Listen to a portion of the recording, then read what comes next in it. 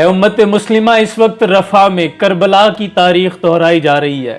غزہ سے جان بچانے والے مظلوم فلسطینیوں نے رفح میں آ کر جو خیمے لگائے ہوئے تھے، کل رات ان خیموں پر آگ برسائی گئی۔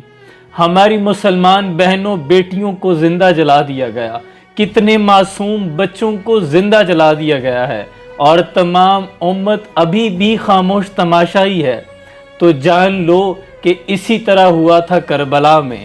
اب کوئی یہ سوال نہیں کرے گا کہ اہل کوفہ کیسے خاموش رہے جب امام حسین کے گھرانے کو شہید کیا جا رہا تھا۔ بالکل ایسے خاموش رہے جیسے آج ہم خاموش ہیں۔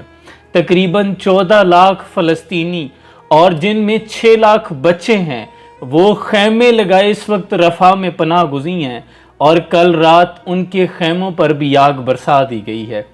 ابھی بھی خاموش تماشائی بنے صرف تماشا دیکھتے رہو، اور آج بھی بدقسمتی سے میرے ملک میں اسلامی جمہوریہ پاکستان میں ممبروں پہ بیٹھ کر صرف قرآن کے فضائل جمعے کے خطبے میں بیان کیے جائیں گے، رفح کے مظلوم فلسطینیوں کی بات نہیں کی جائے گی، جبکہ وہاں خیمے جل رہے ہیں، بستیاں جل رہی ہیں، امت مسلمہ جل رہی ہے۔ اور حضور نے فرمایا تھا تمام امت مسلمہ ایک جسم کی مانند ہے، اگر جسم کے ایک حصہ کو تکلیف ہو پورا جسم اس درد کو محسوس کرے۔